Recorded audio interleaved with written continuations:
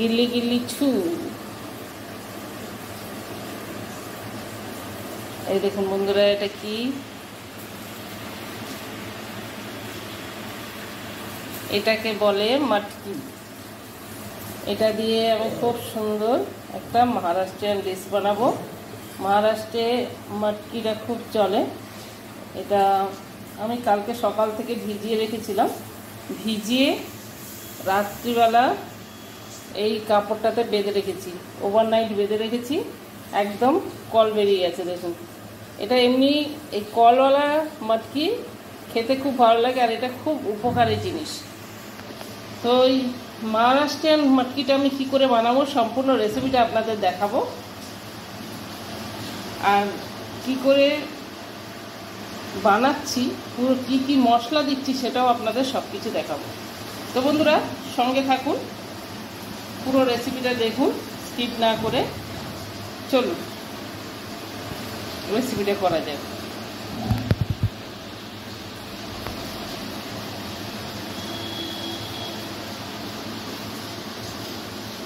মাটকিটা রান্না করার জন্য আমি এখানে অবশ্যই নিয়েছি, যেহেতু মহারাষ্ট্রিয়ান আছে রেসিপি, সেহেতু কারি পাতা নিয়েছি, আর কারি পাতা কিছুটা কারি পাতা ধুয়ে নিয়েছি, আর এখানে নিয়েছি মিডিয়াম সাইজের 2টো পেঁয়াজ, আর একটা টমেটো বড় সাইজের, আর তেল।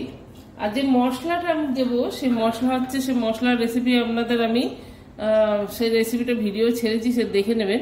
এখানে সমস্ত মশলাটা আমি করে রেখেছি, এটাকে বলে কান্দা মশলা। এই মশলা আমি করে রেখে দিয়েছি। এখান থেকে মশলা নিয়ে নেব, নিয়ে এখানে সমস্ত মিক্স করা মশলা রয়েছে, যেমন আছে পেঁয়াজ, রসুন, কান্দা মশলা যেটা বলে আর কি। এই মশলাটা আমার যে ভিডিওটা ছাড়া আছে এটা অবশ্যই দেখবেন।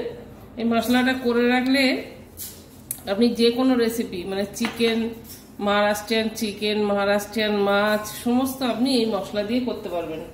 একবার করে ফ্রিজে স্টোর করে রেখে দিলে অনেক দিন থাকবে। একটু তেল বেশি করে দিয়ে রাখবেন, তাহলে মশলাটা নষ্ট হবে না। তো বন্ধুরা চলুন কড়াটা বসিয়ে দিয়ে রান্নাটা সেরে ফেলি। চলুন, গ্যাস জ্বেলে দিয়েছি, কড়া গরম হয়ে এসছে, তেল দিয়ে দেবো। আমি প্রথমে খানিকটা সাদা তেল দিয়ে দিলাম।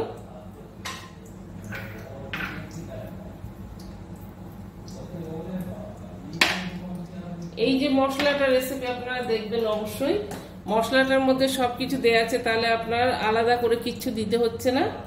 লঙ্কা, হলুদ সবকিছুই মশলার মধ্যে দেয়া আছে, পেঁয়াজ, রসুন। পেঁয়াজটা শুধু অল্প, যেহেতু অতটা মশলার মধ্যে পেঁয়াজটা দেওয়া হয় না, সেই জন্য পেঁয়াজ একটু ভেজে, আর একটু ভেজে ওর সঙ্গে দিলে ভালো লাগে। টমেটো, রসুন আর দিতে হবে না।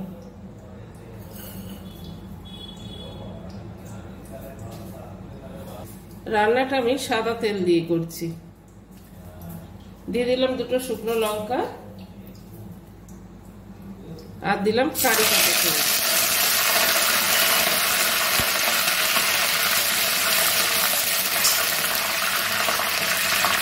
এবার দিয়ে দেবো পেঁয়াজ।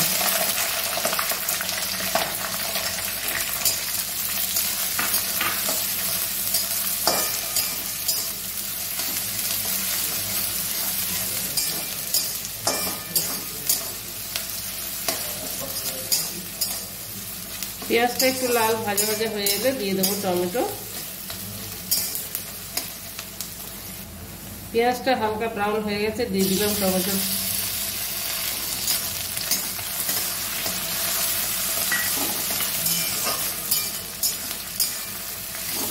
পেঁয়াজ টমেটো আর একটু ভালো করে ভাজা ভাজা হবে।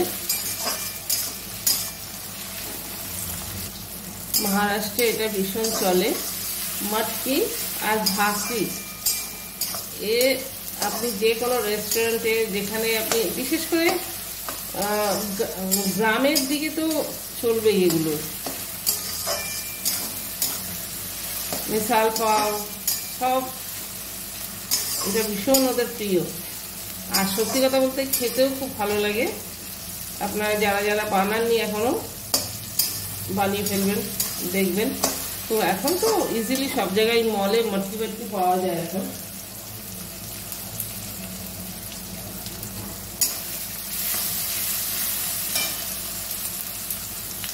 তো মশলাটা দিয়ে দেবো। এবার আমি দিয়ে দিলাম বড় চামচের 2 চামচ যে মশলাটা করে রেখেছি সেই মশলাটা দিয়ে ভালো করে একটু কষিয়ে নেব।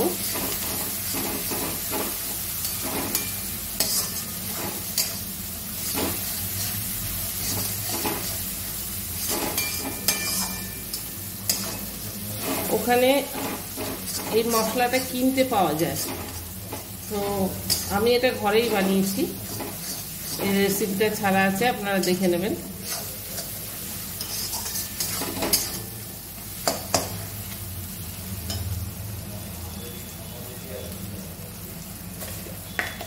নুন দিয়ে দেবো স্বাদ মতন।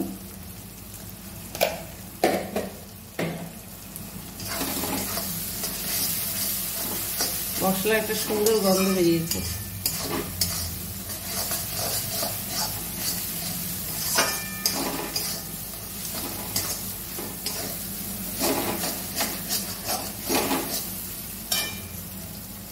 এবার আমি যেটা দেবো সেটা হচ্ছে মটকিগুলো দিয়ে দেবো।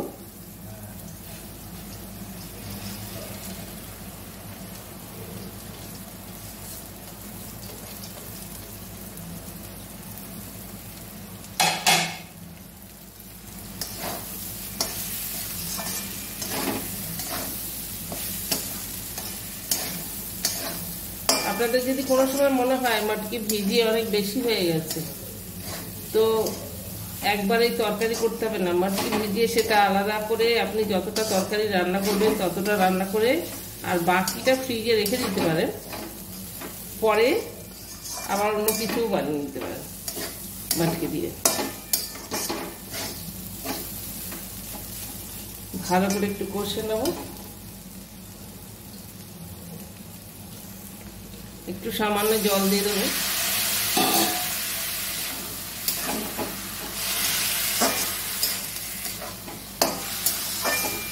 কেন, যেহেতু মশলাটা ভাজা আছে, সেই জন্য বেশি কষলে তেতো হয়ে যাবে। মশলাটা এমনি ভাজা আছে।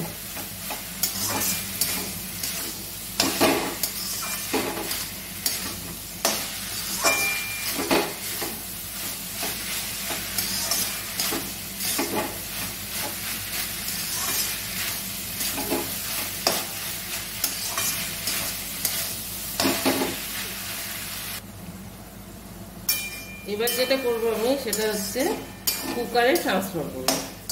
এটা কুকারটা সিটি, পুরো সিটি, একটা সিটি দিয়ে চাপা দিয়ে রেখে দিতে হবে, তাহলে সুন্দর নরম হবে।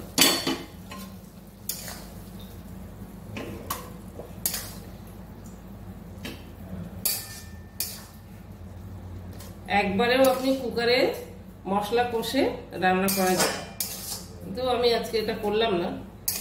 আমি কড়াতে কষে নিলাম আগে।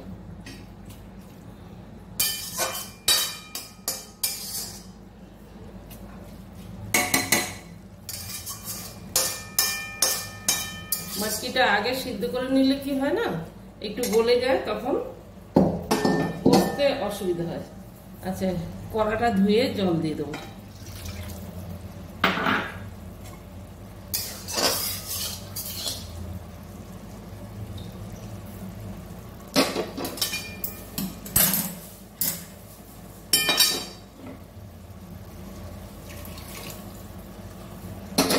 আর একটু জল দেব। এই রান্নাটা ধনে পাতা মাস্ট, কিন্তু আজকে দুঃখের বিষয় যে আজকে আমার ধনে পাতা আজকে পাইনি। এখন তো অফ সিজন, ধনে পাতা পাওয়া যায় না।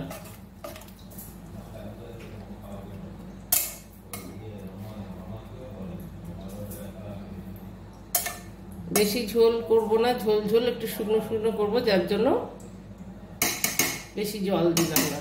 এটা একদম পাতলা ঝোলও ভালো লাগে, আবার শুকনো, একদম শুকনোও ভালো লাগে।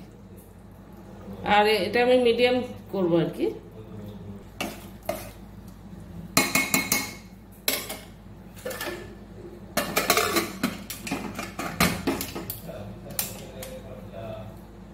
একটা সিটি দিলে একটু গ্যাসটা বন্ধ করে একটু পরে নাও।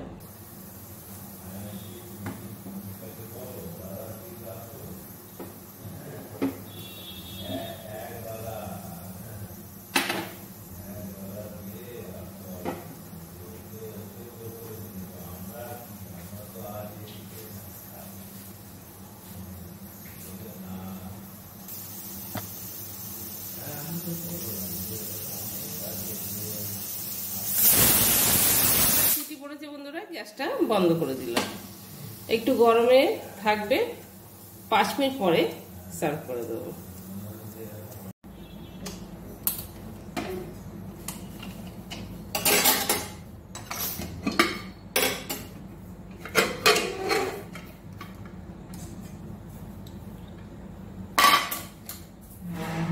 হয়ে গেছে মহারাষ্ট্রিয়ান মটকি রেসিপি। সার্ভ করে দেবো।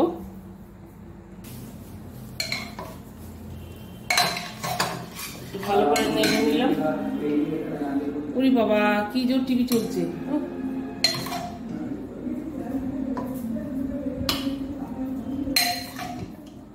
তো বন্ধুরা, সম্পূর্ণ রেসিপিটা আপনাদের দেখালাম। কেমন লাগলো আমার এই রেসিপিটা অবশ্যই অবশ্যই একটা কমেন্ট করে জানাবেন। আর যদি ভালো লেগে থাকে তো যারা যারা এই রেসিপিটা বানাননি অবশ্যই বাড়িতে বানাবেন। এটা তন্দুরি রুটি, বাকরি, জওয়ারি আটা রুটি, চালের আটা রুটি, আর হচ্ছে হাতে গড়া রুটিও ভালো লাগে, চাপাতি। আর বানিয়ে খেয়ে আমাকে অবশ্যই একটা কমেন্ট করবেন যদি এরকম রেসিপি আপনাদের ভালো লাগে। তো ওই বললাম যে ধনেপাতা দিলে খুব ভালো হয়, এটার মাস্ট ধনেপাতা। কিন্তু আজকে ধনেপাতা আমার কাছে নেই, দুঃখের বিষয়। আবার যেদিন ধনেপাতা দেব সেদিনকে আবার একটা রেসিপি দেখাবো। কেমন হয়েছে বলুন, কমেন্ট করে বলুন। আর সবাই এরকম বানান আর খান, আর সবাই সুস্থ থাকুন। তো বন্ধুরা, আর যদি ভালো লাগে, যারা যারা আমার চ্যানেলে নতুন বন্ধুরা আছেন তাদের জন্য বলছি, যদি আমার ভিডিওগুলো ভালো লাগে তাহলে অবশ্যই একটা সাবস্ক্রাইব করে দেবেন, রিকোয়েস্ট রইল। আর সবাই সুস্থ থাকুন, ভালো থাকুন। দেখা হবে নেক্সট ভিডিও। ততক্ষণের জন্য বাই, টাটা।